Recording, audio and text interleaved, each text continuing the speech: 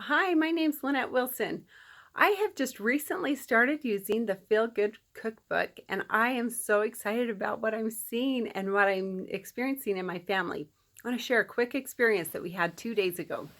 I tried the potato broccoli chowder, and I was a little nervous to try it because for years I've been making a recipe of potato broccoli soup that calls for a lot of butter and a lot of cheese, and I just thought, oh, how's my family going to respond? I didn't make a big deal about it. I just made it and served it. And it was phenomenal to see the whole pot got eaten up. That day, I shared it with my married daughter who lives close to me, and she's got several little children. And so we were anxious to see how they'd respond, and they loved it. The whole pot got eaten up. And I'm just feeling better. I feel good about feeding my family good foods that taste yummy.